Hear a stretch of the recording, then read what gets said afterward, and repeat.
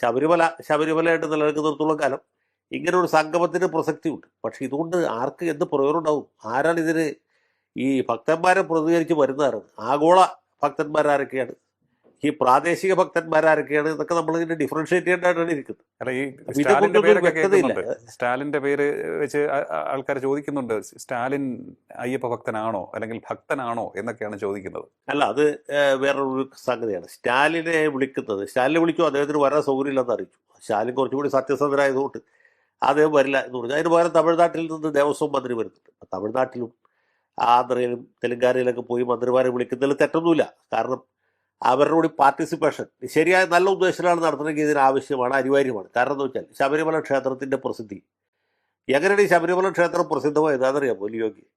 ഞാൻ ഒരു 3ാം ക്ലാസ്സിലൊക്കെ പഠിക്കുന്ന സമയത്ത്, അതിനേക്കാൾ മുമ്പ് 1ലും 2ലൊക്കെ പഠിക്കുന്ന സമയത്ത് അയ്യപ്പ ജ്യോതി എന്ന് പറഞ്ഞൊരു സംഭവം ഉണ്ടായി. അതെ, FICTയിലെ ചെയർമാനും മാനേജിംഗ് ഡയറക്ടറുമായിരുന്ന ശ്രീ MK നായരാണ് അതിന് മുൻകൈ എടുത്ത് പ്രവർത്തിച്ചത്. MK നായർ വലിയൊരു അയ്യപ്പ ഭക്തനാണ്.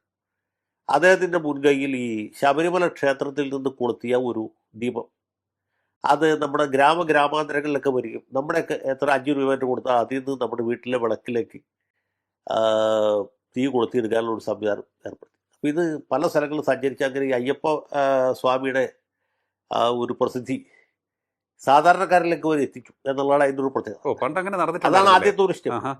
ഏതാ പണ്ടങ്ങനെ ഒരു അങ്ങനെ ഒരു സംഭവം ഉണ്ടായിരുന്നു. എനിക്കിപ്പോഴും നല്ല ഓർമ്മയുണ്ട് അത് വന്നതും. ആളുകൾ വിളക്ക് വളരെ ഭക്തിയാദരപൂർവ്വം ആ നിലവിളക്കിലേക്ക് ഇതിൽ നിന്ന് ദീപം പകർന്നിരുന്നു. എനിക്ക് നല്ല കണ്ടുകൊണ്ട് കണ്ട പോലെ ഇപ്പോഴും ഓർമ്മയുണ്ട്. കൃത്യമായ ഓർമ്മയുണ്ട്. അയ്യപ്പ ജ്യോതി ഇതാ വരുന്നു എന്നുള്ള അനൗൺസ്മെന്റ് ഒക്കെ ഉണ്ട്. അത് 69 70 അങ്ങനെ ആയിരിക്കും, അല്ലെ 71 ഏറ്റവും. അതിനുശേഷം നമ്മുടെ തിരുവനന്തപുരത്തെ സുപ്രസിദ്ധ സിനിമാ നിർമ്മാതാവ് മെർലാൻഡ് സുബ്രഹ്മണ്യം ഉണ്ടായിരുന്നു, മരിച്ചുപോയി. സുബ്രഹ്മണ്യത്തിന്റെ വിഖ്യാതമായ സ്വാമി അയ്യപ്പൻ എന്ന സിനിമ, ആ സിനിമ വലിയൊരു ഹിറ്റായിരുന്നു. അത് കേരളത്തിൽ മാത്രമല്ല, തമിഴ്നാട്ടിൽ മറ്റു ഭാഷകളിലേക്ക് അത് ഡബ് ചെയ്തിട്ട് മറ്റു ഭാഷകളിലൊക്കെ വലിയ വിജയമാണ്. അങ്ങനെയാണ് തമിഴ്നാട്ടിലും ആന്ധ്രയിലൊക്കെ ഈ അയ്യപ്പൻ്റെ ഒരു സന്ദേശം എത്തിയത്. ഇങ്ങനെ ഒരു ആരാധനാമൂർത്തി കേരളത്തിലും ഉണ്ട് എന്ന് ഈ സിനിമ വലിയ ഒരു പ്രധാനപ്പെട്ട വീഡിയോ ഉള്ളൂ. ഈ സിനിമ കണ്ടവരൊക്കെ അയ്യപ്പസ്വാമിയെ കുറിച്ച് അറിയുക. അങ്ങനെ തമിഴ്നാട്ടിലൊക്കെ ഒരുപാട് ഭക്തന്മാർ വരാൻ തുറന്നിരിക്കുന്നു. അപ്പോൾ ശരിക്കും അയ്യപ്പസ്വാമിയുടെ ഒരു ബ്രാൻഡ് അംബാസഡർ എന്ന് പറയുന്നത് നമ്മുടെ തിരുവനന്തപുരത്തെ സിനിമാ നിർമ്മാതാവായിരുന്ന സുബ്രഹ്മണ്യം.